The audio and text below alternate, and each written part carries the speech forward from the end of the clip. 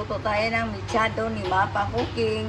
Ayan yung carrots natin, yung bell pepper, at saka yung bawang sibuyas, saka may isang patatas ako kamatis.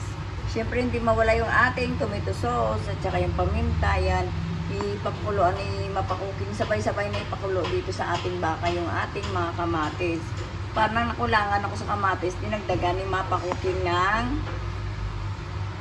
tomato sauce. Ayan, ihugasan muna ni Mapa Cooking para yung ating ingredients sama-sama na yan, para dahan-dahan lang yung apoy ng ating mechado.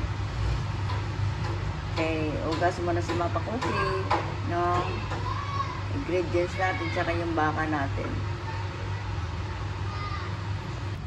O, maglagay tayo ng kunting toyo sa mechado, kunti lang talaga, kunti yan. Kasi medyo may alat na yung ating pang-mechado. Sama-sama na to. Ito yung ating bawang. Hindi ko na igigisa atsal para mabango. Tapos yung ating kamatis, sibuyas, ayan. Kompleto na yan. Tapos yung ating paminta. Pakuluan lang natin ito ng dahan-dahan. Basta lumambot talaga ng gusto siya dyan. Dahan-dahan na apoy. Alam mo, dapat yung pang-beef stick yun eh.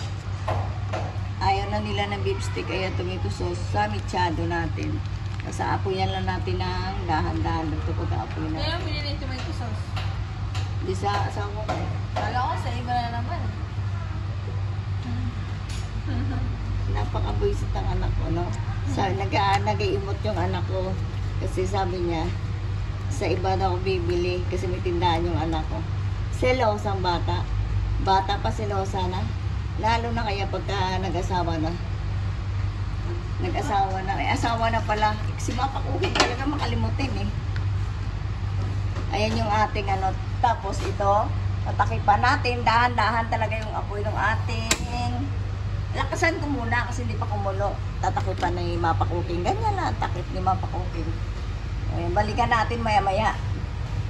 O yung mechado natin, tignan mo. Matigas pa rin, nag-yelo. Pang beef stick yan. Ginawa ng asawa ko. Gusto yung mechado. Kaya sundin natin. Gusto ni Orel mo ito ng mechado. Kaya ayan. Matigas pa sa... Matigas yung aking mechado. Ilang daan-daan na ito yung apoy kasi masusunog. Pero kasi ayaw ko na i-pressure cooker kasi medyo malambot na yung aking pang mechado. Pang beef stick kasi ito. Matigas talaga. Oh. Slice niya, ganyan naman slice niya. Kaya okay lang na. O, dahan-dahan na lang talaga. Sana malusak na yan. Balikan natin maya-maya. Like and subscribe. Thank you for watching.